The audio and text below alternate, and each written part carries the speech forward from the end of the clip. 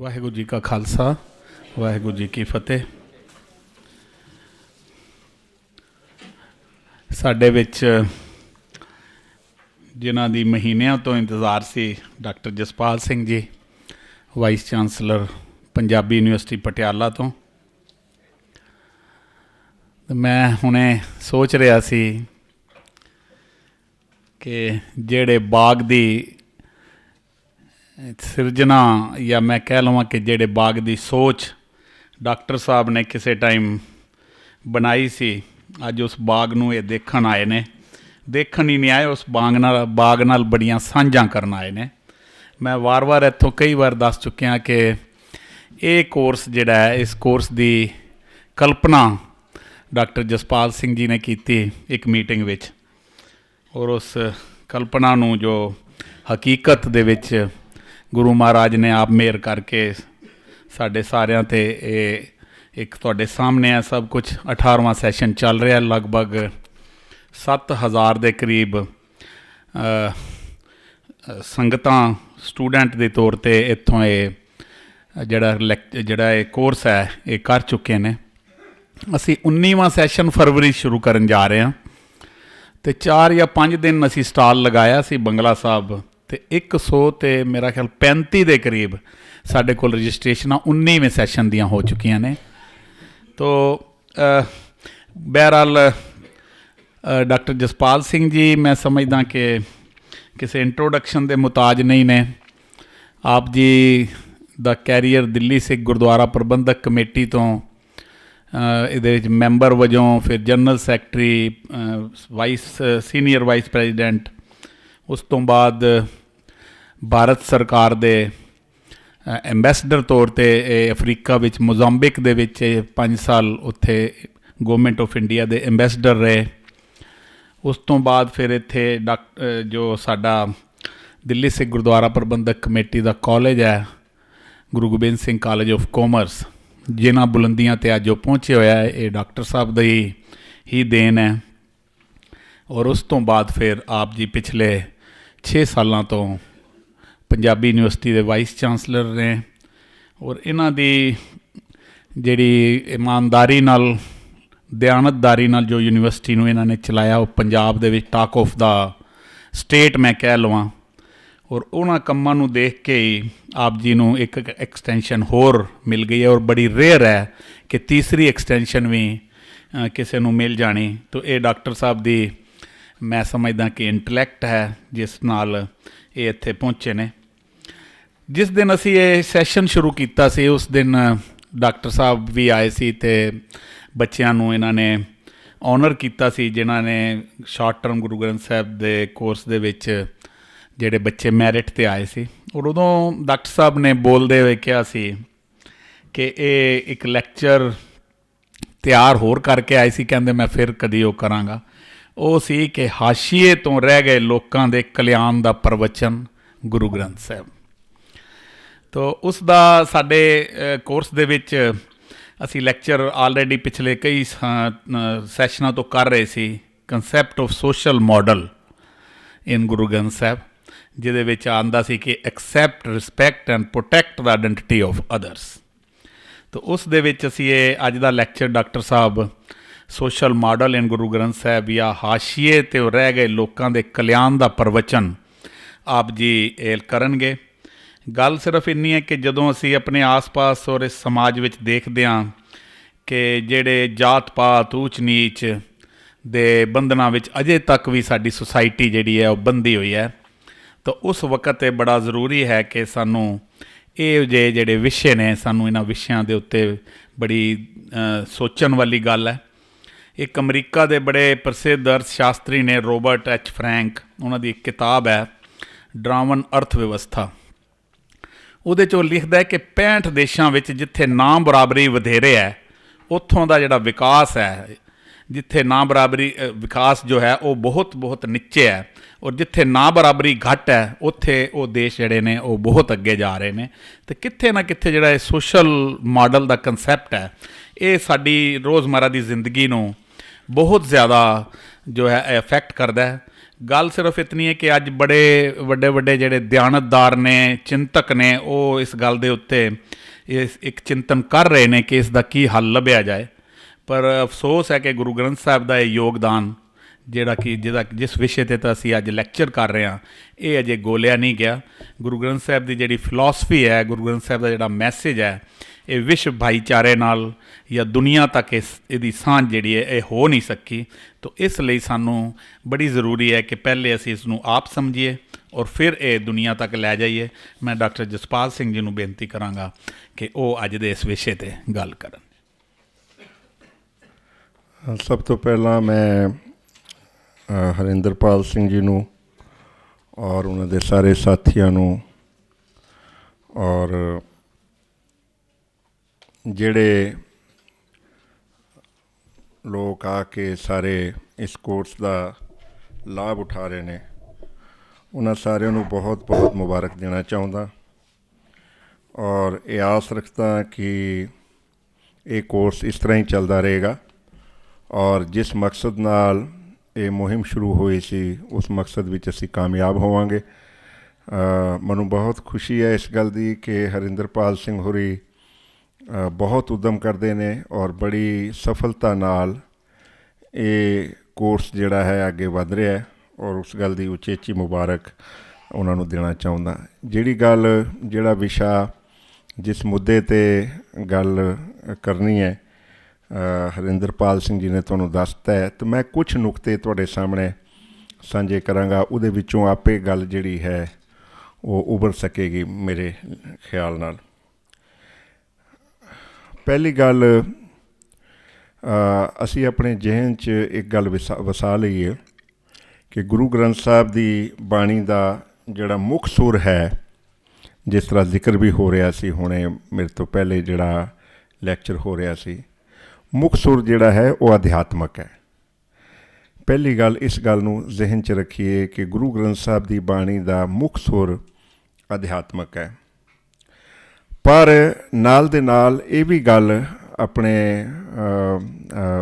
जहन च वसा लईए कि गुरु ग्रंथ साहिब की बाणी राज और समाज की गल नूं अपने अध्यात्मक संदेश विच शामिल करके तुरती है, उस तो जुदा नहीं है। जिहड़ी अध्यात्मिकता है वो राज और समाज और जो व्यवस्था है जिहदे च असीं जी रहे हैं उस व्यवस्था तो वो किसी लिहाज नाल जुदा नहीं है।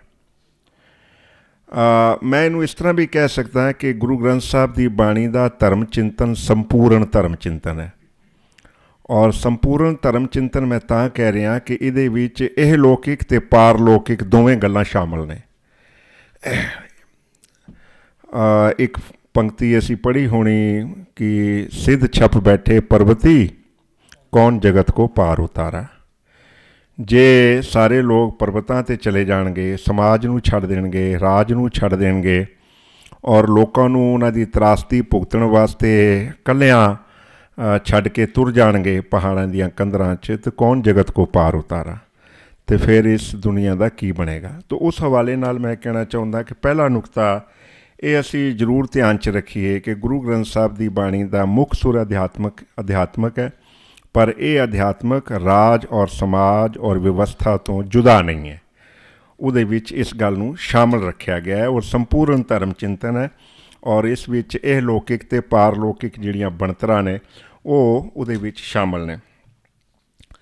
इनू मैं इस तरह भी कह सकदा क्योंकि मैं अपने मुद्दे ते आना है कि राज और समाज और जिहड़ी व्यवस्था विच असीं जी रहे हैं उस व्यवस्था बारे बाणी बहुत सुचेत है। बाणीकार बड़े सुचेत ने। गुरु साहिबान जिहड़े बाणी रच रहे ने और भगत जिहड़े बाणी रच रहे ने वो राज समाज और व्यवस्था के बारे बहुत सुचेत ने और सुचेत होने के नाते वो अपना प्रतिक्रम अपना रेस्पॉन्स जिहड़ा है वो दर्ज करते हैं बाणी विच। और वो प्रतिक्रम जिहड़ा है वेले दे राज और समाज और व्यवस्था ते प्रतिक्रम है गुरुआं दा बाणीकारां दा। और फिर मैं इस गल नूं होर अगे वधावां तो ये प्रतिक्रम निरा प्रतिक्रम नहीं, ये निरा रेस्पॉन्स नहीं कि रेस्पॉन्स दे के गल खत्म हो गई। ਗੁਰੂ ਸਾਹਿਬਾਨ ਜਦੋਂ ਰਿਸਪੌਂਸ ਕਰਦੇ ਨੇ, ਜਦੋਂ ਪ੍ਰਤੀਕਰਮ ਕਰਦੇ ਨੇ ਰਾਜ ਔਰ ਸਮਾਜ ਬਾਰੇ, ਤੇ ਨਾਲ ਦੇ ਨਾਲ ਬਦਲਵੀਂ ਵਿਵਸਥਾ ਦੀ, ਬਦਲਵੇਂ ਰਾਜ ਦੀ, ਬਦਲਵੇਂ ਸਮਾਜ ਦੀ ਗੱਲ ਵੀ ਉਹ ਉਸ ਵਿੱਚ ਕਰਦੇ ਨੇ। ਕਈ ਵਾਰੀ ਸਵਾਲ ਹੁੰਦਾ ਹੈ ਕਿ ਇੱਕ ਅਧਿਆਤਮਕ ਬੰਦੇ ਨੂੰ, ਇੱਕ ਧਾਰਮਿਕ ਬੰਦੇ ਨੂੰ ਰਾਜ ਔਰ ਸਮਾਜ ਨਾਲ ਜਾਂ ਰਾਜ ਔਰ ਸਮਾਜ ਬਾਰੇ ਪ੍ਰਤੀਕਰਮ ਦੇਣ ਦੀ ਕੀ ਲੋੜ ਹੈ? ਉਹ ਆਪਣੀ ਭਗਤੀ ਕਰੇ, ਆਪਣੀ ਆਤਮਾ ਨੂੰ ਪਰਮਾਤਮਾ ਵਿੱਚ ਮਿਲਾਵੇ, ਔਰ ਇਹ ਦੁਨੀਆਦਾਰੀ ਦੀਆਂ ਗੱਲਾਂ 'ਚੋਂ ਕੀ ਲੈਣਾ? ਇਹ ਇੱਕ ਵਿਊ ਪੁਆਇੰਟ ਇਹੋ ਜਿਹਾ ਕਈ ਵਾਰ ਉੱਭਰਦਾ ਰਿਹਾ।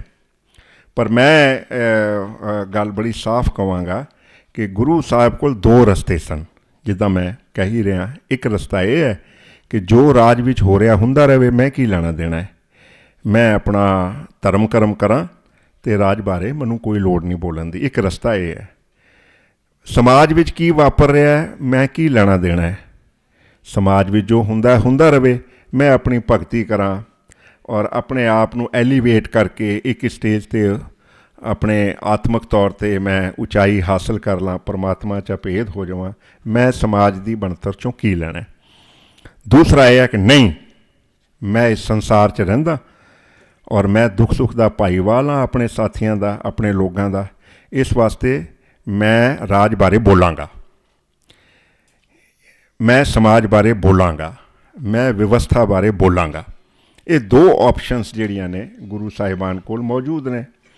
ਔਰ ਮੈਂ ਬਾਣੀ ਪੜ੍ਹਾਂ, ਤੁਸੀਂ ਬਾਣੀ ਪੜ੍ਹ ਕੇ ਦੇਖ ਲਓ ਕਿ ਗੁਰੂ ਸਾਹਿਬ ਨੇ ਦੂਸਰਾ ਰਸਤਾ ਚੁਣਿਆ ਸੀ ਕਿ ਮੈਂ ਰਾਜ ਬਾਰੇ ਸੁਚੇਤ ਹਾਂ, ਮੈਂ ਰਾਜ ਬਾਰੇ ਪ੍ਰਤੀਕਰਮ ਵੀ ਕਰਾਂਗਾ, ਮੈਂ ਬਦਲਵੀਂ ਵਿਵਸਥਾ ਦੇਣ ਦੀ ਕੋਸ਼ਿਸ਼ ਵੀ ਕਰਾਂਗਾ ਕਿ ਇਹੋ ਜਿਹਾ ਰਾਜ ਹੋਣਾ ਚਾਹੀਦਾ, ਇਹੋ ਜਿਹਾ ਸਮਾਜ ਹੋਣਾ ਚਾਹੀਦਾ, ਇਹੋ ਜਿਹੀ ਵਿਵਸਥਾ ਹੋਣੀ ਚਾਹੀਦੀ ਹੈ। ਇੱਕ ਗੱਲ ਹੋਰ ਇਹਦੇ ਨਾਲ ਜੋੜ ਕੇ ਮੈਂ ਆਪਣੀ ਗੱਲ ਅੱਗੇ ਤੋਰਾਂਗਾ ਕਿ ਜਦੋਂ ਦੂਜੀ ਆਪਸ਼ਨ ਗੁਰੂ ਸਾਹਿਬ ਨੇ ਲਈ ਹੈ, ਦੂਜੀ ਆਪਸ਼ਨ ਜਦੋਂ ਉਹਨਾਂ ਨੇ ਚੁਣੀ ਹੈ ਕਿ ਨਹੀਂ, ਮੈਂ ਰਾਜ ਬਾਰੇ ਸਮਾਜ ਬਾਰੇ ਬੋਲਾਂਗਾ, ਵਿਵਸਥਾ ਬਾਰੇ ਬੋਲਾਂਗਾ, ਪ੍ਰਤੀਕਰਮ ਦਿਆਂਗਾ, ਰੈਸਪੌਂਸ ਦਿਆਂਗਾ, ਲੋੜ ਪਏਗੀ ਤਾਂ ਮੈਂ ਬੁਲੰਦ ਆਵਾਜ਼ ਨਾਲ ਉਹਦੇ ਵਿਰੋਧ ਵਿੱਚ ਖੜਾ ਹੋਵਾਂਗਾ। ਇਸ ਦੀ ਕੀਮਤ ਚੁਕਾਉਣੀ ਪਈ ਹੈ ਗੁਰੂਆਂ ਨੂੰ, ਇਸ ਦੀ ਕੀਮਤ ਉਹਨਾਂ ਨੂੰ ਚੁਕਾਉਣੀ ਪਈ ਹੈ। ਗੁਰੂ ਨਾਨਕ ਪਾਤਸ਼ਾਹ ਨੇ ਕੀਮਤ ਚੁਕਾਈ, ਜੇਲ੍ਹ ਜਾਣਾ ਪਿਆ, ਉਹਨਾਂ 'ਤੇ ਸਖਤੀ ਵੀ ਹੋਈ। ਗੁਰੂ ਅਰਜਨ ਪਾਤਸ਼ਾਹ ਨੂੰ ਤੱਤੀ ਤਵੀ 'ਤੇ ਬੈਠਣਾ ਪਿਆ, ਕਿਉਂਕਿ ਰਾਜ ਔਰ ਸਮਾਜ ਔਰ ਆਪਣੇ ਭਾਈਚਾਰੇ ਬਾਰੇ ਉਹ ਸੁਚੇਤ ਨੇ ਔਰ ਉਸ 'ਤੇ ਬੋਲਦੇ ਨੇ, ਉਸ 'ਤੇ ਉਹ ਕਮੈਂਟ ਕਰਦੇ ਨੇ, ਉਸ 'ਤੇ ਪ੍ਰਤੀਕਰਮ ਕਰਦੇ ਨੇ। ਸ਼ਹਾਦਤ ਦੇਣੀ ਪਈ ਉਹਨਾਂ ਨੂੰ, ਗੁਰੂ ਤੇਗ ਬਹਾਦਰ ਪਾਤਸ਼ਾਹ ਨੂੰ ਸ਼ਹਾਦਤ ਦੇਣੀ ਪਈ, ਕਿਉਂਕਿ ਉਹ ਸੁਚੇਤ ਤੌਰ 'ਤੇ ਮਨੁੱਖਤਾ ਬਾਰੇ, ਵਿਵਸਥਾ ਬਾਰੇ, ਰਾਜ ਬਾਰੇ, ਸਮਾਜ ਬਾਰੇ ਬੋਲਦੇ ਪਏ ਨੇ। ਗੁਰੂ ਗੋਬਿੰਦ ਸਿੰਘ ਪਾਤਸ਼ਾਹ ਨੂੰ ਸਰਬੰਸ ਦਾਨ ਕਰਨਾ ਪਿਆ। ਛੋਟੇ ਸਾਹਿਬਜ਼ਾਦੇ, ਵੱਡੇ ਸਾਹਿਬਜ਼ਾਦਿਆਂ ਦੀ ਸ਼ਹਾਦਤ ਹੋਈ, ਮਾਤਾ ਜੀ ਦੀ ਸ਼ਹਾਦਤ ਹੋਈ, ਔਰ ਪਰਿਵਾਰ ਵਿਛੋੜਾ ਜਿਹਨੂੰ ਅਸੀਂ ਕਹਿੰਦੇ ਹਾਂ ਉਹ ਹੋਇਆ, ਔਰ ਬਹੁਤ ਕੁਛ ਗੁਰੂ ਸਾਹਿਬ ਨੂੰ ਉਸ ਦੀ ਕੀਮਤ ਅਦਾ ਕਰਨੀ ਪਈ। ਤਾਂ ਮੈਂ ਇਹ ਕਹਿਣਾ ਚਾਹੁੰਦਾ ਕਿ ਗੁਰੂ ਸਾਹਿਬ ਦੀ ਬਾਣੀ ਜਿਹੜੀ ਹੈ ਉਹਦੇ ਘੇਰੇ ਵਿੱਚ ਇਹ ਲੌਕਿਕ ਅਤੇ ਉਹ ਲੌਕਿਕ ਬਣਤਰਾਂ ਸ਼ਾਮਲ ਨੇ। ਰਾਜ ਸਮਾਜ ਬਾਰੇ ਪ੍ਰਤੀਕਰਮ ਸ਼ਾਮਲ ਹੈ, ਉਹਦੇ ਬਾਰੇ ਬਦਲਵੀਂ ਵਿਵਸਥਾ ਦੀ ਗੱਲ ਕਰਨਾ ਗੁਰੂ ਸਾਹਿਬ ਦੇ ਸੰਦੇਸ਼ ਦੇ ਘੇਰੇ ਵਿੱਚ ਹੈ। ਮੈਂ ਥੋੜ੍ਹੀਆਂ ਉਦਾਹਰਨਾਂ ਤੁਹਾਨੂੰ ਦਿਆਂ। ਖੁਰਾਸਾਨ ਖਸਮਾਨਾ ਕੀਆ, ਹਿੰਦੁਸਤਾਨ ਡਰਾਇਆ, ਆਪੇ ਦੋਸ ਨ ਦੇਈ ਕਰਤਾ, ਜਮ ਕਰ ਮੁਗਲ ਚੜ੍ਹਾਇਆ, ਏਤੀ ਮਾਰ ਪਈ ਕੁਰਲਾਣੇ ਤੈਂਕੀ ਦਰਦ ਨਾ ਆਇਆ। ਇਸ ਤੋਂ ਸਖਤ ਸਟੇਟਮੈਂਟ ਕੀ ਹੋ ਸਕਦੀ ਹੈ? ਇਸ ਤੋਂ ਸਖਤ ਪ੍ਰਤੀਕਰਮ ਕੀ ਹੋ ਸਕਦਾ ਹੈ ਕਿ ਹਮਲਾਵਰ ਨੂੰ ਜਮ ਕਰ ਮੁਗਲ ਚੜ੍ਹਾਇਆ, ਠੀਕ ਹੈ, ਔਰ ਏਤੀ ਮਾਰ ਪਈ ਕੁਰਲਾਣੇ, ਅਤੇ ਪਰਮਾਤਮਾ ਨੂੰ ਉਲੰਭ ਹੈ, ਕਿਉਂਕਿ ਮੁੱਖ ਸੁਰ ਅਧਿਆਤਮਕ ਹੈ। ਧਿਆਨ ਰੱਖਣਾ, ਮੁੱਖ ਸੁਰ ਹਮੇਸ਼ਾ ਅਧਿਆਤਮਕ ਰਹੇਗਾ ਕਿ ਏਤੀ ਮਾਰ ਪਈ ਕੁਰਲਾਣੇ ਤੈਂਕੀ ਦਰਦ ਨਾ ਆਇਆ। ਇੱਕ ਬਹੁਤ ਖੂਬਸੂਰਤ ਗੁਰੂ ਸਾਹਿਬ ਦਾ ਕਮੈਂਟ ਹੈ ਉਸ ਵੇਲੇ ਦੀ ਵਿਵਸਥਾ ਅਤੇ ਰਾਜ ਬਾਰੇ। ਰਾਜੇ ਸ਼ੀਂਹ ਮੁਕੱਦਮ ਕੁੱਤੇ, ਕਿੰਨੀ ਸਖਤ ਸਟੇਟਮੈਂਟ ਹੈ, ਕਿਤਨਾ ਜ਼ਬਰਦਸਤ ਵਿਰੋਧ ਜਾਂ ਪ੍ਰਤੀਕਰਮ ਹੈ ਗੁਰੂ ਸਾਹਿਬ ਦਾ ਵੇਲੇ ਦੀ ਅਨਿਆਈ ਰਾਜ ਵਿਵਸਥਾ ਦੇ ਬਾਰੇ। ਰਾਜੇ ਸ਼ੀਂਹ ਮੁਕੱਦਮ ਕੁੱਤੇ, ਜਾਏ ਜਗਾਇਨ ਬੈਠੇ ਸੁੱਤੇ, ਚਾਕਰ ਨਹਿੰਦਾ ਪਾਇਨ ਘਾਓ, ਰਤ ਪਿੱਤ ਕੁੱਤੇ ਹੋ ਚੱਟ ਜਾਓ, ਜਿੱਥੇ ਜੀਆਂ ਹੋਸੀ ਸਾਰ, ਨੱਕੀ ਵੱਢੀ ਲਾਏ ਤਵਾਰ। ਜਦੋਂ ਉੱਤੇ ਜਾ ਕੇ ਲੇਖਾ ਹੋਏਗਾ ਨਾ, ਨੱਕ ਵੱਢ ਦਿੱਤਾ ਜਾਏਗਾ ਤੁਹਾਡਾ। ਤੁਹਾਨੂੰ ਇਹ ਸਜ਼ਾ ਮਿਲੇਗੀ ਕਿ ਤੁਸੀਂ ਇੰਨੇ ਮਾੜੇ ਕੰਮ ਕੀਤੇ ਨੇ, ਤੁਸੀਂ ਲੋਕਾਂ ਨਾਲ ਇੰਨਾ ਜ਼ੁਲਮ ਕੀਤਾ ਕਿ ਉਸ ਦਰਗਾਹ ਵਿੱਚ ਜਦੋਂ ਤੁਸੀਂ ਜਾਓਗੇ, ਜਿੱਥੇ ਜੀਆਂ ਹੋਸੀ ਸਾਰ ਨੱਕੀ ਵੱਢੀ ਲਾਏ ਤੋਂ ਬਾਹਰ, ਉੱਥੇ ਤੁਹਾਡੇ ਜਿਹੜੇ ਨੇ ਨੱਕ ਵੱਢ ਦਿੱਤੇ ਜਾਣਗੇ। ਇਹ ਸਜ਼ਾ ਤੁਹਾਨੂੰ ਮਿਲੇਗੀ। ਇਹ ਪ੍ਰਤੀਕਰਮ ਵੇਲੇ ਦੀ ਰਾਜ ਵਿਵਸਥਾ। ਅਤੇ ਹੋਰ ਬਹੁਤ ਕੁਛ ਮੈਂ ਕਲਕਾਤੀ ਰਾਜੇ ਕਾਸਾਈ ਧਰਮ ਪੰਕਰ ਉੱਡ ਰਿਹਾ, ਕੂੜ ਅਮਾਵਸ ਸੱਚ ਚੰਦਰਮਾ ਦੀਸੇ ਨਾਹੀਂ ਕਹਿ ਚੜਿਆ। ਇਹ ਸਥਿਤੀ ਪੈਦਾ ਹੋ ਗਈ ਹੈ। ਗੁਰੂ ਸਾਹਿਬ ਦਾ ਪ੍ਰਤੀਕਰਮ, ਗੁਰੂ ਸਾਹਿਬ ਦਾ response to the contemporary political social system, ਇਹ ਆਪਣੇ ਆਪ ਵਿੱਚ ਦੇਖਣ ਵਾਲਾ ਹੈ ਕਿ ਗੁਰੂ ਸਾਹਿਬ ਬੋਲਦੇ ਨੇ, ਗੁਰੂ ਸਾਹਿਬ ਆਪਣਾ ਪ੍ਰਤੀਕਰਮ ਦਰਜ ਕਰਦੇ ਨੇ। ਫਿਰ ਮੈਂ ਜਿੱਦਾਂ ਪਹਿਲੇ ਕਿਹਾ ਸੀ ਕਿ ਸਿਰਫ ਪ੍ਰਤੀਕਰਮ ਦਰਜ ਹੀ ਨਹੀਂ ਕਰਦੇ, ਫਿਰ ਆਦਰਸ਼ ਵਿਵਸਥਾ ਦੀ ਵੀ ਗੱਲ ਕਰਦੇ ਨੇ। ਬਹੁਤ ਸਾਰੇ ਉਦਾਹਰਣ ਗੁਰੂ ਗ੍ਰੰਥ ਸਾਹਿਬ ਦੀ ਬਾਣੀ 'ਚੋਂ ਮੈਂ ਦੇ ਸਕਦਾ। ਗੁਰੂ ਸਾਹਿਬ ਕਹਿੰਦੇ ਨੇ, ਰਾਜਾ ਤਖਤ ਟਿਕੇ ਗੁਣੀ ਪੈ ਪੰਚਾਇਣ ਰਤ। ਰਾਜਾ ਤਖਤ ਟਿਕੇ ਗੁਣੀ ਪੈ ਪੰਚਾਇਣ ਰਤ। ਰਾਜਾ ਜਿਹੜਾ ਹੈ ਗੁਣਵਾਨ ਹੋਣਾ ਚਾਹੀਦਾ ਹੈ, ਉਹਦੇ ਵਿੱਚ ਚਰਿੱਤਰ ਦੇ ਗੁਣ ਹੋਣੇ ਚਾਹੀਦੇ ਨੇ, ਉਹ ਪੰਚਾਇਣ ਦੇ ਭੈ ਵਿੱਚ ਵਿਚਰਨ ਵਾਲਾ। ਬਦਲਵੀਂ ਵਿਵਸਥਾ ਜਿਹੜੀ ਹੈ ਰਾਜ ਦੀ, ਉਹਦੇ ਬਾਰੇ ਗੁਰੂ ਸਾਹਿਬ ਗੱਲ ਕਰਦੇ ਨੇ। ਤਖਤ ਰਾਜਾ ਸੋ ਬਹਿ ਜੇ ਤਖਤੇ ਲਾਇਕ ਹੋਏ। ਤਖਤ 'ਤੇ ਉਹ ਬੈਠੇ ਜਿਹੜਾ ਤਖਤ ਦੇ ਲਾਇਕ ਹੋਵੇ। ਜਿਨੀ ਸੱਚ ਪਛਾਣਿਆ ਸੱਚ ਰਾਜੇ ਸੀ।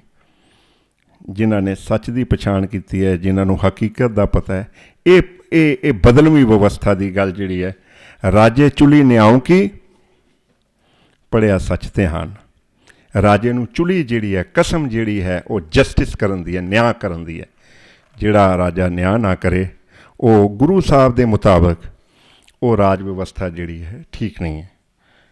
ਫਿਰ ਇਹੋ ਜਿਹੇ ਕਮੈਂਟ ਵੀ ਮੈਨੂੰ ਗੁਰੂ ਗ੍ਰੰਥ ਸਾਹਿਬ 'ਚੋਂ ਮਿਲ ਜਾਂਦੇ ਨੇ। ਜਿਸਕੇ ਅੰਤਰ ਰਾਜ ਅਭਿਮਾਨ ਸੋ ਨਰਕ ਪਾਤੀ ਹੋਤ ਸਵਾਨ। ਰਾਜ ਪਾ ਕੇ, ਸੱਤਾ ਪਾ ਕੇ ਜੇ ਹੰਕਾਰ ਕਰੇ, ਇਹੋ ਜਿਹੇ ਇਹਨੂੰ ਗੁਰੂ ਸਾਹਿਬ ਕੋਈ ਮਾਨਤਾ ਨਹੀਂ ਦਿੰਦੇ। ਸਗੋਂ ਸੋ ਨਰਕ ਪਾਤੀ ਹੋਤ ਸਵਾਨ, ਉਹ ਨਰਕ ਦਾ ਹੱਕਦਾਰ ਹੈ ਅਤੇ ਅੱਗੇ ਤੁਸੀਂ ਉਹ ਸਵਾਨ ਹੈ।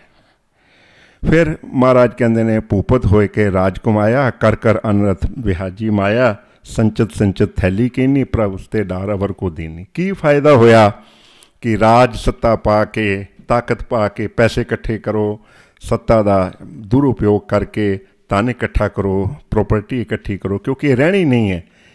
ਇਹੋ ਜਿਹੀ ਗੱਲ ਜਿਹੜੀ ਹੈ, ਰਾਜ ਕਹਾਵੇ ਹੋਂ ਕਰਮ ਕਮਾਵੇ। ਰਾਜ ਪ੍ਰਾਪਤ ਕਰਨ ਤੋਂ ਬਾਅਦ ਹੋਂ ਕਰਮ ਕਰ ਰਿਹਾ ਬੰਦਾ, ਹਉਮੈ ਦੇ, ਹੰਕਾਰ ਦੇ, ਮੈਂ ਦੇ। ਬਾਂਧਿਓ ਜਿਉ ਨਲਨੀ ਭ੍ਰਮਸੂਆ। ਫਿਰ ਇੱਕ ਫਰਮਾਨ ਮੈਨੂੰ ਬਹੁਤ ਖੂਬਸੂਰਤ ਲੱਗਦਾ ਹੈ। ਹਰ ਰਾਜੇ ਨੂੰ ਗੁਰੂ ਸਾਹਿਬ ਕਹਿੰਦੇ ਨੇ ਕਿ ਬਾਰੂ ਕੀ ਭੀਤ ਜੈਸੇ ਬਸੁਧਾ ਕੋ ਰਾਜ ਹੈ। ਧਿਆਨ ਰੱਖ ਰਾਜਿਆ, ਰਾਜ ਕਰਨ ਵਾਲਿਆ, ਰਾਜ ਸੱਤਾ 'ਤੇ ਪਹੁੰਚਣ ਵਾਲਿਆ, ਧਿਆਨ ਰੱਖੀ ਇਸ ਗੱਲ ਦਾ ਕਿ ਜਿਹੜੀ ਦੁਨਿਆਵੀ ਰਾਜ ਹੈ, ਬਾਰੂ ਕੀ ਭੀਤ ਹੈ, ਉਹ ਰੇਤ ਦੀ ਕੰਧ ਹੈ। ਕਿਤੇ ਉਸ 'ਤੇ ਹੰਕਾਰ ਕਰ ਬੈਠੇ, ਕਿਸੇ ਉਸ ਹੰਕਾਰ 'ਚ ਆ ਕੇ ਲੋਕਾਂ ਨੂੰ ਨਿਆਂ ਨਾ ਦੇਵੇਂ। ਤਾਂ ਇਹੋ ਜਿਹੇ ਜਿਹੜੇ ਕਮੈਂਟ ਨੇ ਗੁਰੂ ਸਾਹਿਬ ਦੇ ਪ੍ਰਤੀਕਰਮ ਔਰ ਉਹਦੇ ਬਾਅਦ ਬਦਲਵੀਂ ਵਿਵਸਥਾ ਦੀ ਗੱਲ ਜਿਹੜੀ ਹੈ, ਉਹ ਸਾਨੂੰ ਗੁਰੂ ਗ੍ਰੰਥ ਸਾਹਿਬ 'ਚੋਂ ਮਿਲਦੀ। ਇੱਥੇ ਮੈਂ ਇੱਕ ਤੁਹਾਨੂੰ ਇਤਿਹਾਸਕ ਲਿਖਤ, ਉਸ ਇਤਿਹਾਸਕ ਲਿਖਤ ਬਾਰੇ ਮੈਂ ਬਹੁਤੀ ਚਰਚਾ ਨਹੀਂ ਕਰਾਂਗਾ। ਉਹ ਇਤਿਹਾਸਕ ਲਿਖਤ ਵਿੱਚ ਬਹੁਤ ਸਾਰੇ ਚੈਪਟਰ ਨੇ, ਪਰ ਇੱਕ ਚੈਪਟਰ ਉਹਦਾ ਰਾਜ ਵਿਵਸਥਾ ਬਾਰੇ, ਔਰ ਮੈਨੂੰ ਬਹੁਤ ਅੱਛਾ ਲੱਗਦਾ ਹੈ। ਔਰ ਜਿਹੜਾ ਇਸ ਲਿਖਤ ਦਾ ਕਰਤਾ ਹੈ, ਉਹ ਇਹ ਗੱਲ ਕਲੇਮ ਕਰਦਾ ਹੈ ਕਿ ਉਸਨੇ ਗੁਰੂ ਸਾਹਿਬ ਦੇ ਮੁਖਾਰਬਿੰਦ 'ਚੋਂ ਕੁਝ ਬਚਨ ਸੁਣੇ ਨੇ, ਔਰ ਉਹ ਬਚਨ ਰਾਜ ਵਿਵਸਥਾ ਬਾਰੇ ਨੇ। ਤਾਂ ਉਸਨੇ 3-4 ਗੱਲਾਂ ਮੈਂ ਉਹਦੇ 'ਚੋਂ ਚੁਣੀਆਂ ਨੇ ਤੁਹਾਡੇ ਨਾਲ ਸ਼ੇਅਰ ਕਰਨ ਵਾਸਤੇ। ਉਹ ਇੱਕ ਜਗ੍ਹਾ ਕਹਿੰਦਾ ਹੈ ਕਿ ਉਸਕੋ ਬੰਦਗੀ ਨਾ ਪੁੱਛੀਏਗਾ। ਰਾਜਾ ਜਦੋਂ ਜਾਏਗਾ ਨਾ, ਉਹਨੂੰ ਇਹ ਨਹੀਂ ਪੁੱਛਣਾ ਕਿ ਭਾਈ ਤੂੰ ਕਿੰਨੀ ਬੰਦਗੀ ਕੀਤੀ ਹੈ। ਇਹ ਮੈਂ ਤੁਹਾਨੂੰ ਅਗਰ ਲੈ ਚੱਲਾਂ ਜ਼ਫਰਨਾਮੇ ਵਿੱਚ, ਨਾ ਈਮਾ ਪਰਸਤੀ, ਨਾ ਔਜ਼ਾਇਦੀਨ, ਨਾ ਸਾਹਿਬ ਸਨਾਸੀ, ਨਾ ਮੁਹੰਮਦ ਯਕੀਨ, ਸ਼ਹਿਨਸ਼ਾਹ ਔਰੰਗਜ਼ੇਬ ਆਲਮੀ, ਦਰਾਏ ਦੂਰਸਤ ਦੀ। ਤੋ ਉੱਥੇ ਉਹ ਕਹਿੰਦੇ ਨੇ ਕਿ ਭਾਈ ਤੂੰ ਰਹਿਣ ਦੇ, ਤੂੰ ਬੜਾ ਕਹਿੰਦਾ ਹੈ ਕਿ ਮੈਂ 5 ਵਕਤ ਦਾ ਨਮਾਜ਼ੀ ਹਾਂ, ਮੈਂ ਰਾਜਕੋਸ਼ 'ਚੋਂ ਪੈਸੇ ਨਹੀਂ ਲੈਂਦਾ। ਔਰੰਗਜ਼ੇਬ ਬਾਰੇ ਮਸ਼ਹੂਰ ਹੈ। ਔਰ ਫਿਰ ਉਹ ਜੌਂ ਉਗਾ ਕੇ ਜਾਂ ਕਰਕੇ ਉਹ ਆਪਣਾ ਘਰ ਦਾ ਕੰਮ ਚਲਾਉਂਦਾ ਸੀ, ਜੋ ਕਿਹਾ ਜਾਂਦਾ ਇਤਿਹਾਸਕਾਰ। ਫਿਰ ਉਹ ਕੁਰਾਨ ਲਿਖਦਾ ਹੁੰਦਾ ਸੀ। ਪਰ ਇੱਥੇ ਜਿਹੜਾ ਪ੍ਰੇਮ ਸੁਮਾਰਕ ਗ੍ਰੰਥ ਦਾ ਕਰਤਾ ਹੈ, ਉਹ ਸਾਨੂੰ ਦੱਸ ਰਿਹਾ ਹੈ ਰਾਜਾ ਬਾਰੇ। ਉਹ ਕਹਿ ਰਿਹਾ ਉਸਕੋ ਬੰਦਗੀ ਨਾ ਪੁੱਛੀਏਗਾ। जो तुद क्या किया है, यही पूछिएगा जो किसने तेरे राज में आराम पाया है और किसने दुख पाया है। ਉਹਦਾ ਜਦੋਂ ਲੇਖਾ ਹੋਣਾ ਨਾ ਰਾਜੇ ਦਾ, ਉਦੋਂ ਉਹਨੂੰ ਇਹ ਨਹੀਂ ਪੁੱਛਿਆ ਜਾਣਾ ਕਿ ਬਈ ਤੂੰ ਕਿੰਨੀ ਬੰਦਗੀ ਕੀਤੀ ਹੈ। ਉਹਨੂੰ ਕਿਹਾ ਜਾਣਾ ਹੈ ਕਿ ਤੂੰ ਰਾਜਾ ਸੀ, ਤੇਰੇ ਰਾਜ ਵਿੱਚ ਕਿੰਨੇ ਲੋਕਾਂ ਨੇ ਸੁੱਖ ਪਾਇਆ ਔਰ ਕਿੰਨੇ ਨੇ ਦੁੱਖ ਪਾਇਆ। फिर वो होर अगे कहता है प्रेम स्मारक ग्रंथा करता, अब महाराजे को चाहिए कि ऐसी खबरदारी लेवे प्रजा की कि जो रात को कोई नंगा भुखा ना सोवे। ये राजे का काम है। शहर बशहर ग्रां बग्रां मुसद्दी बख्शदान मुकर्रर करे। जो कोई अर्थी होवे, अर्थी मतलब जिन्हों कोई लोड़ होवे किसी चीज़ की, अके नंगा अके भुखा अके बेरोजगारा, कोई नंगा भुखा बेरोजगार होवे, अके कन्या के ब्याह करने का अर्थी, किसी दी बेटी का ब्याह ना हो रहा होवे, कोई किसी तरह का अर्थी होवे, उसकी मनसा आशा पूर्ण करे राजा। ये राजे का काम है कि कोई बेरोजगारा होवे, किसी नूं भुख नंग की तकलीफ होवे, किसी दी कन्या का ब्याह ना हो, ऐसी राज व्यवस्था जिहड़ी है वो क्रिएट करन दी गल सिख परंपरा चो। एक होर तुहानूं मैं सुना देना, जो कोई जिसके राज में हुक्म में सुख पावता है। कितनी खूबसूरत ये इबारत है। जो कोई जिसके राज में हुक्म में सुख पावता है, ता उस राजे को भी उस सुख का हिस्सा पहुँचता है, और जो कोई दुख पावता है तो दुख का हिस्सा भी उसको पहुँचता है। इसका मतलब हो गया कि किसी राज विच जिन्ने लोग सुखी ने, जिन्ने लोगों को सुख दे सकिया, उस सुख का छोटा जिहा हिस्सा उहदे क्रेडिट विच ऐड हो जाएगा। और जे किसी दे राज विच लोग दुखी ने तो उस दुख का हिस्सा भी उहदे फिर यह कहता है कि एक बार गुरु साहब तो पूछया कि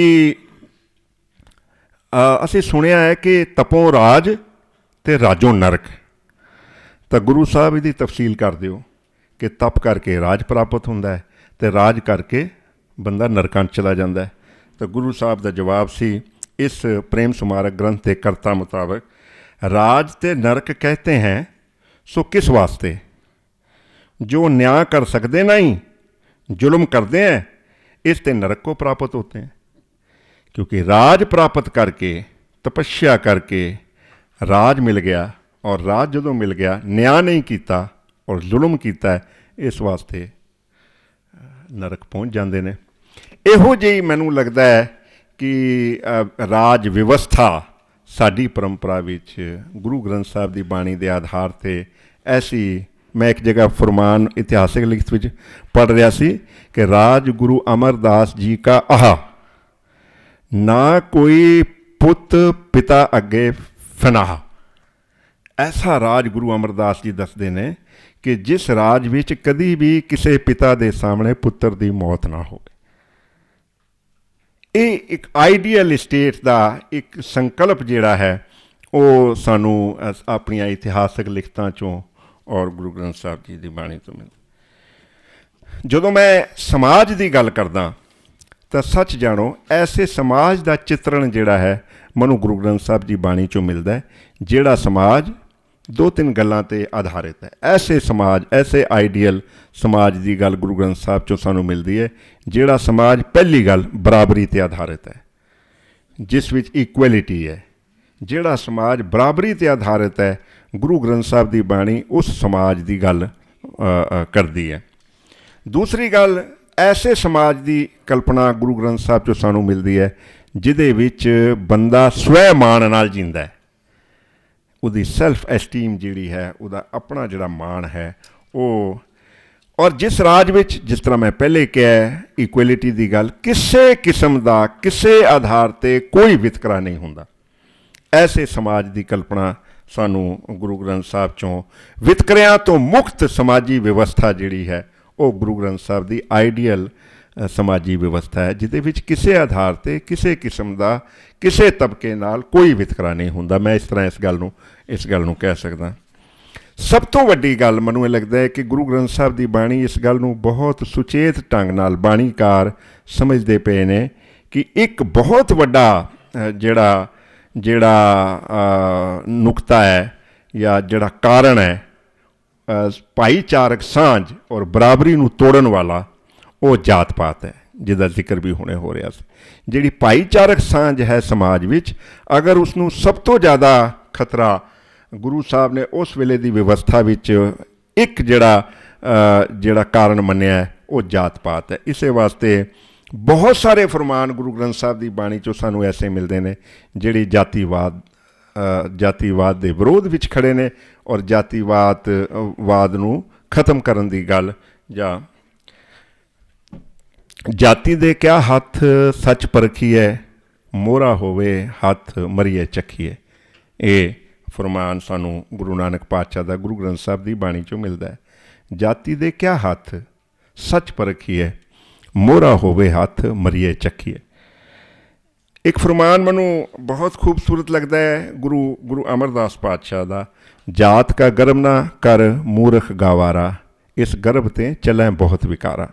ਨਾ ਇਹ ਸਟੇਟਮੈਂਟ ਇੰਨੀ ਵੱਡੀ ਹੈ, ਮੈਨੂੰ ਇਹ ਲੱਗਦਾ ਹੈ ਕਿ ਇਹ ਸਟੇਟਮੈਂਟ ਅੱਜ ਤੱਕ ਉਨੀ ਹੀ ਰੈਲੇਵੈਂਟ ਹੈ ਜਿੰਨੀ ਕਿਸੇ ਵੇਲੇ ਰੈਲੇਵੈਂਟ ਹੁੰਦੀ ਸੀ।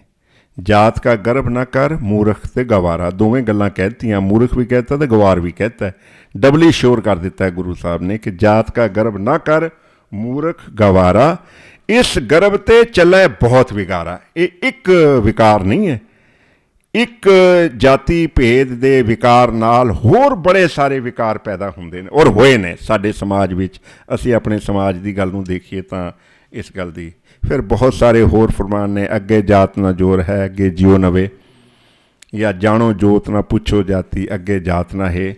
ਬਹੁਤ ਸਾਰੇ ਫਰਮਾਨ, ਫੱਕੜ ਜਾਤੀ ਫੱਕੜ ਨਾਓ ਸਭਨਾ ਜੀਆਂ ਇੱਕੋ ਛਾਓ। ਬਹੁਤ ਸਾਰੇ ਫਰਮਾਨ ਐਸੇ ਨੇ ਜਿਹੜੇ ਅਸਲ ਵਿੱਚ ਜਿਹੜੀ ਗੱਲ ਜਾਤੀਵਾਦ ਦੀ ਹੈ ਉਹਦੀ ਗੱਲ ਦੀ ਬੁਨਿਆਦ ਨੂੰ ਸਮਝ ਲਈਏ। ਜੋ ਸਾਡੀ ਵਿਵਸਥਾ ਹੈ, ਜਿਸ ਵਿਵਸਥਾ ਬਾਰੇ ਪ੍ਰਤੀਕਰਮ ਗੁਰੂ ਪਾਤਸ਼ਾਹ ਕਰ ਰਹੇ ਨੇ, ਉਹ ਵਿਵਸਥਾ ਨੀਵੇਂ ਜਾਤ ਦੇ ਲੋਕਾਂ ਨੂੰ ਵੇਦ ਉਪਨਿਸ਼ਦ ਧਾਰਮਿਕ ਗ੍ਰੰਥ ਪੜ੍ਹਨ ਦੀ ਆਗਿਆ ਨਹੀਂ ਸੀ। ਉਹਨਾਂ ਨੂੰ ਮੰਦਰ ਵਿੱਚ ਪੂਜਾ ਦੀ ਇਜਾਜ਼ਤ ਨਹੀਂ ਸੀ। ਉਹਨਾਂ ਦੇ ਹੱਥੋਂ ਖਾਣ ਦੀ ਗੱਲ ਤਾਂ ਇੱਕ ਪਾਸੇ, ਛੋਇਆ ਵੀ ਅਪਵਿੱਤਰ ਮੰਨਿਆ ਜਾਂਦਾ ਸੀ। ਕੁਝ ਜਾਤੀਆਂ ਨੂੰ ਪਿੰਡਾਂ ਤੋਂ ਬਾਹਰ ਰਹਿਣ ਲਈ ਮਜਬੂਰ ਕੀਤਾ ਜਾਂਦਾ ਸੀ। ਫਿਰ ਉਹਨਾਂ ਦੇ ਪਰਛਾਵੇਂ ਤੋਂ ਬਾਅਦ ਇਸ਼ਨਾਨ ਕਰਨਾ ਜ਼ਰੂਰੀ ਸੀ। ਐਸੀ ਜਾਤ ਵਿਵਸਥਾ ਜਿਹੜੀ ਹੈ ਜਿਹਦੇ ਵਿੱਚ ਐਕਸਕਲੂਜ਼ਨ ਹੈ, ਸਮਾਜ ਵਿੱਚੋਂ ਐਕਸਕਲੂਡ ਕਰ ਦਿੱਤਾ ਜਾਂਦਾ ਹੈ, ਫਿਜ਼ੀਕਲੀ ਐਕਸਕਲੂਡ ਕਰ ਦਿੱਤਾ ਜਾਂਦਾ ਹੈ ਕਿ ਤੁਸੀਂ ਪਿੰਡ ਵਿੱਚ ਨਹੀਂ ਰਹਿ ਸਕਦੇ, ਖੂਹ ਤੋਂ ਪਾਣੀ ਨਹੀਂ ਭਰ ਸਕਦੇ, ਤੁਹਾਡੇ ਪਰਛਾਵੇਂ ਤੋਂ ਵੀ ਪਰਹੇਜ਼ ਕੀਤਾ ਜਾਂਦਾ ਹੈ, ਭੋਜਨ ਤੁਹਾਡੇ ਨਾਲ ਨਹੀਂ ਕੀਤਾ ਜਾ ਸਕਦਾ। ਐਕਸਕਲੂਜ਼ਨ ਜਿਹੜਾ, ਇਹੋ ਜਿਹਾ ਐਕਸਕਲੂਜ਼ਨ ਜਿਹੜਾ ਹੈ ਉਹ ਵਰਤ ਰਿਹਾ ਸੀ, ਔਰ ਉਹਦੇ ਖਿਲਾਫ ਗੁਰੂ ਸਾਹਿਬਾਨ ਦਾ ਜਿਹੜਾ ਪ੍ਰਤੀਕਰਮ ਹੈ ਉਹ ਅਸੀਂ ਜਾਤੀ ਤੋਂ ਇਲਾਵਾ ਹੋਰ ਬੜੇ ਸਾਰੇ ਵਿਤਕਰੇ ਜਿਹੜੇ ਨੇ ਸਮਾਜ ਵਿੱਚ ਮੌਜੂਦ ਸਨ। ਆਰਥਿਕ ਆਧਾਰ 'ਤੇ ਵਿਤਕਰਾ ਉਦੋਂ ਵੀ ਹੋ ਰਿਹਾ ਸੀ, ਅੱਜ ਵੀ ਬਹੁਤ ਹੋ ਰਿਹਾ ਹੈ। ਜਾਤੀ ਦੇ ਆਧਾਰ 'ਤੇ ਉਸ ਵੇਲੇ ਵੀ ਵਿਤਕਰਾ ਬਹੁਤ ਸੀ, ਅੱਜ ਵੀ ਬਥੇਰਾ ਹੋ ਰਿਹਾ ਹੈ। ਗੁਰੂ ਸਾਹਿਬ ਦਾ ਇਹ ਫੁਰਮਾਨ, ਗਰੀਬਾਂ ਉੱਪਰ ਜੇ ਖਿੰਝੇ ਦਾੜੀ ਪਾਰ ਬ੍ਰਹਮ ਸਾਗਨ ਮੈਂ ਸਾੜੀ। ਗਰੀਬਾਂ ਉੱਪਰ ਜੇ ਖਿੰਝੇ ਦਾੜੀ ਹੈ ਪਾਰ ਬ੍ਰਹਮ ਸਾ ਅਗਨ ਮੈਂ ਸਾੜੀ। ਇਹਦੇ ਗੰਭੀਰ ਅਰਥ ਨੇ, ਇਹਦੇ ਵਿੱਚ ਦਾੜੀ ਦਾ ਅਰਥ ਕੀ ਹੈ, ਪਰ ਮੋਟੇ ਤੌਰ 'ਤੇ ਅਸੀਂ ਇਹ ਕਹਿ ਸਕਦੇ ਹਾਂ ਕਿ ਜਿਹੜਾ ਬੰਦਾ ਆਰਥਿਕ ਆਧਾਰ 'ਤੇ ਔਰ ਜਿਹੜਾ ਬੰਦਾ ਹਾਸ਼ੀਏ 'ਤੇ ਚਲਾ ਗਿਆ ਉਹਦੇ ਨਾਲ ਵਿਤਕਰਾ ਕਰਦਾ ਹੈ ਤਾਂ ਉਸਨੂੰ ਗੰਭੀਰ ਸਜ਼ਾ ਜਿਹੜੀ ਹੈ ਉਹ ਮਿਲਣੀ ਚਾਹੀਦੀ ਹੈ। ਗੁਰੂ ਨਾਨਕ ਪਾਤਸ਼ਾਹ ਦਾ ਇਹ ਫਰਮਾਨ, ਜੇ ਰਤ ਲੱਗੇ ਕੱਪੜੇ ਜਾਮਾ ਹੋਏ ਪਲੀਤ, ਜੋ ਰਤ ਪੀਵੇ ਮਾਨਸਾ ਤਿੰਨ ਕਿਉਂ ਨਿਰਮਲ ਚੀਤ। ਇੱਕ ਛਿੱਟ ਪੈ ਜਾਵੇ ਕੱਪੜੇ 'ਤੇ ਬੰਦਾ ਉਹਨੂੰ ਪਲੀਤ ਮੰਨ ਲੈਂਦਾ ਹੈ ਕਿ ਇਹ ਕੱਪੜਾ ਪਾਉਣ ਜੋਗਾ ਨਹੀਂ, ਮੇਰੇ 'ਤੇ ਰਤ ਦੀ ਛਿੱਟ ਪੈ ਗਈ ਹੈ। ਪਰ ਜਿਹੜੇ ਲੋਕਾਂ ਦਾ ਖੂਨ ਚੂਸਦੇ ਨੇ ਉਹਨਾਂ ਦਾ ਕੀ ਹਸ਼ਰ ਹੋਣਾ ਚਾਹੀਦਾ। ਇਹ ਕਮੈਂਟ ਹੈ ਗੁਰੂ ਸਾਹਿਬ ਦਾ ਆਰਥਿਕ ਆਧਾਰ 'ਤੇ ਵਿਤਕਰੇ ਬਾਰੇ। ਹੱਕ ਪਰਾਇਆ ਨਾਨਕਾ ਨਾ, ਸ਼ੋਸ਼ਣ ਜਿਹੜਾ ਹੈ ਉਹ ਕੀ ਹੈ? ਸ਼ੋਸ਼ਣ ਇਹ ਹੁੰਦਾ ਕਿ ਕਿਸੇ ਹੋਰ ਦਾ ਹਿੱਸਾ ਮੈਂ ਖਾ ਲਵਾਂ। ਹੱਕ ਪਰਾਇਆ ਨਾਨਕਾ ਉਸ ਸੂਅਰ ਉਸ ਗਾਏ, ਗੁਰਪੀਰ ਹਾਮਾ ਤਾਂ ਭਰੇ ਜਾਂ ਮੁਰਦਾਰ ਨਾ ਖਾਏ। ਮੁਰਦਾਰ ਕੀ ਹੈ? ਮਾਰਿਆ ਕਿਸੇ ਨੇ ਹੈ, ਹੱਕ ਕਿਸੇ ਦਾ ਹੈ ਔਰ ਮੈਂ ਉਸ ਨੂੰ ਖਾ ਰਿਹਾ। ਇਹੋ ਜਿਹੇ ਕਮੈਂਟ ਮੈਂ ਸੰਖੇਪ ਵਿੱਚ ਤੁਹਾਨੂੰ ਦੱਸ ਰਿਹਾ। ਆਰਥਿਕ ਵਿਤਕਰੇ ਦੇ ਖਿਲਾਫ ਗੁਰੂ ਸਾਹਿਬਾਨ ਦੀ ਬਾਣੀ ਜਿਹੜੀ ਹੈ, ਬਾਣੀਕਾਰਾਂ ਦੀ ਬਾਣੀ ਜਿਹੜੀ ਹੈ ਉਹ ਖੁੱਲ੍ਹ ਕੇ ਵਿਰੋਧ ਵਿੱਚ ਖੜੀ ਹੈ। ਇਸ ਤਰ੍ਹਾਂ ਦੇ ਇੱਕ ਬਹੁਤ ਖੂਬਸੂਰਤ ਕੰਪੋਜੀਸ਼ਨ ਹੈ ਕਬੀਰ ਜੀ ਦੀ, ਔਰ ਉਹ ਕਬੀਰ ਜੀ ਦਾ ਆਪਣਾ ਅੰਦਾਜ਼ ਹੈ ਕਬੀਰ ਜੀ ਗੁਰੂ ਗ੍ਰੰਥ ਸਾਹਿਬ ਦੀ ਬਾਣੀ 'ਚ ਆਰਥਿਕ ਵਿਤਕਰਿਆਂ ਬਾਰੇ ਆਪਣਾ ਕਮੈਂਟ ਦੇ, ਨਿਰਧਨ ਆਦਰ ਕੋਈ ਨਾ ਦੇ, ਲੱਖ ਯਤਨ ਕਰੇ ਉਹ ਚਿਤ ਨਾ ਧਰੇ। ਇਹ ਹਾਲਤ ਹੈ ਨਿਰਧਨ ਦੀ। ਜਿਹਦੇ ਕੋਲ 4 ਪੈਸੇ ਘੱਟ ਜਾਣ, ਘੱਟ ਹੋਣ, ਉਹਨੂੰ ਆਦਰ ਵੀ ਨਹੀਂ ਮਿਲਦਾ, ਉਹਨੂੰ ਸਨਮਾਨ ਵੀ ਨਹੀਂ ਦਿੰਦਾ। ਐਸਾ ਸਮਾਜ ਹੈ ਸਾਡਾ। ਔਰ ਇਸ ਸਮਾਜ 'ਤੇ ਕਬੀਰ ਜੀ ਦਾ ਕਮੈਂਟ ਹੈ, ਨਿਰਧਨ ਆਦਰ ਕੋਈ ਨਾ ਦੇ, ਲੱਖ ਯਤਨ ਕਰੇ ਉਹ ਚਿਤ ਨਾ ਧਰੇ। ਫਿਰ ਕਹਿੰਦੇ ਨੇ ਜੋ ਨਿਰਧਨ ਸਰਧਨ ਕੇ ਜਾਏ, ਹੈ ਘੱਟ ਪੈਸੇ ਵਾਲਾ ਵੱਧ ਪੈਸੇ ਵਾਲੇ ਦੇ ਘਰ ਚਲਾ ਜਾਏ, ਜੋ ਨਿਰਧਨ ਸਰਧਨ ਕਹਿ ਜਾਏ, ਆਗੇ ਬੈਠਾ ਪੀਠ ਫਿਰਾਏ। ਕਹਿੰਦੇ ਕੌਣ ਹੈ, ਮੈਂ ਜਾਣਦਾ ਹੀ ਨਹੀਂ, ਮੈਨੂੰ ਤਾਂ ਪਤਾ ਹੀ ਨਹੀਂ। ਭਾਵੇਂ ਸਕਾ ਰਿਸ਼ਤੇਦਾਰ ਹੋਵੇ, ਭਾਵੇਂ ਸਕਾ ਭਰਾ ਹੋਵੇ, ਜੇ ਪੈਸੇ ਘੱਟ ਹੋਣ, ਇਹੋ ਜਿਹਾ ਵਤੀਰਾ ਹੈ। ਔਰ ਕਬੀਰ ਜੀ ਉਸ ਨੂੰ ਜ਼ੁਬਾਨ ਦੇ ਰਹੇ ਨੇ ਜੋ ਸਮਾਜ ਵਿੱਚ ਵਾਪਰ ਰਿਹਾ। ਨਿਰਧਨ ਆਦਰ ਕੋਈ ਨਾ ਦੇ, ਲੱਖ ਯਤਨ ਕਰੇ ਉਹ ਚਿਤ ਨਾ ਧਰੇ, ਜੋ ਨਿਰਧਨ ਸਰਧਨ ਕੇ ਜਾਏ, ਆਗੇ ਬੈਠਾ ਪੀਠ ਫਿਰਾਏ। ਜੋ ਸਰਧਨ ਨਿਰਧਨ ਕੇ ਜਾਏ, ਦੀਆ ਆਦਰ ਲਿਆ ਬੁਲਾਏ। ਵੱਡੇ ਸਾਹਿਬ ਆ ਗਏ ਨੇ ਜੀ, ਬੜੇ ਪੈਸੇ ਵਾਲੇ ਨੇ। ਜਿਹੜਾ ਨਿਰਧਨ ਹੈ ਉਹ ਉਹਦਾ। ਫਿਰ ਅਧਿਆਤਮਕਤਾ ਦੀ ਗੱਲ ਮੈਂ ਫਿਰ ਕਹਾਂਗਾ ਕਿ ਗੁਰੂ ਗ੍ਰੰਥ ਸਾਹਿਬ ਦੇ ਜਿੰਨੇ ਮਰਜ਼ੀ ਅਸੀਂ ਕਮੈਂਟ ਪੜ੍ਹ ਲਈਏ, ਅਧਿਆਤਮਕਤਾ ਜਿਹੜੀ ਹੈ ਨਾ ਉਹ ਮੂਲ ਹੈ। ਫਿਰ ਆਖਰੀ ਪੰਕਤੀਆਂ 'ਚ ਨਿਰਧਨ ਸਰਧਨ ਦੋਨੋਂ ਭਾਈ, ਪ੍ਰਭ ਕੀ ਕਲਾ ਨਾ ਮੀਟੀ ਜਾਈ। ਨਿਰਧਨ ਸਰਧਨ ਹੈ ਤੇ ਭਰਾ ਨੇ, ਪਰ ਵਤੀਰੇ ਇੱਦਾਂ ਦੇ ਹੋ ਗਏ ਨੇ ਜਿਹਦੇ ਵਿਰੋਧ ਵਿੱਚ ਕਬੀਰ ਜੀ ਆਪਣਾ ਕਮੈਂਟ ਜਿਹੜਾ ਨੇ ਉਹ ਦਿੰਦੇ ਨੇ। ਜੈਂਡਰ ਦੇ ਆਧਾਰ 'ਤੇ ਵਿਤਕਰਾ ਜਿਹੜਾ ਹੈ ਉਹ ਸਮਾਜ ਵਿੱਚ ਬਹੁਤ ਦੇਰ ਤੋਂ ਚੱਲਿਆ ਆ ਰਿਹਾ। ਔਰ ਮੈਂ ਕਈ ਵਾਰੀ ਕਹਿੰਦਾ, ਕਬੀਰ ਜੀ ਦਾ ਹੀ ਫਰਮਾਨ ਹੈ, ਕਿਆ ਪੜ੍ਹੀਏ ਕਿਆ ਗੁਨੀਏ, ਕਿਆ ਵੇਦ ਪੁਰਾਣਾ ਸੁਣੀਏ, ਪੜ੍ਹੇ ਸੁਣੇ ਕਿਆ ਹੋਈ, ਜੋ ਸਹਿਜ ਨਾ ਮਿਲਿਓ ਸੋਈ।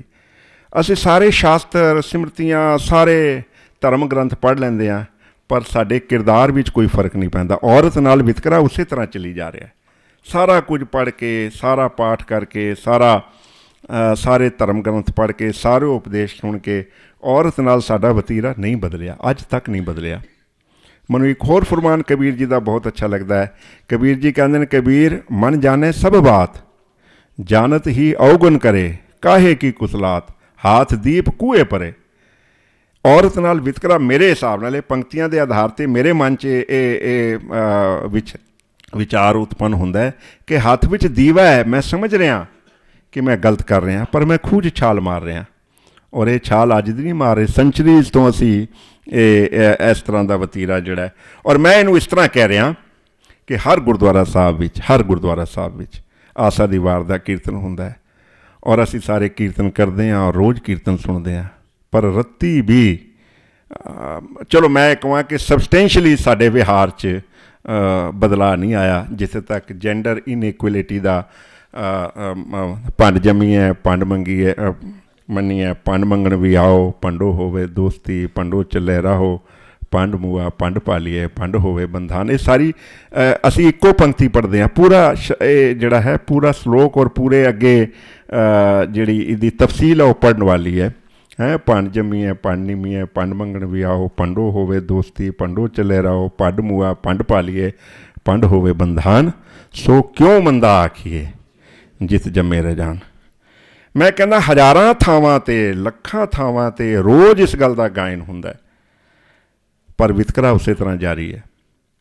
ਪਰਨਾਲਾ ਬਿਲਕੁਲ ਉੱਥੇ ਹੀ ਹੈ ਜਿੱਥੇ ਅੱਜ ਤੋਂ ਬਹੁਤ ਸਮਾਂ, ਔਰ ਗੱਲ ਇੱਥੇ ਤੱਕ ਪਹੁੰਚ ਗਈ ਕਿ ਅਸੀਂ ਔਰਤ ਨੂੰ ਫਿਜ਼ੀਕਲੀ ਮਾਰਨਾ ਸ਼ੁਰੂ ਕਰ ਦਿੱਤਾ।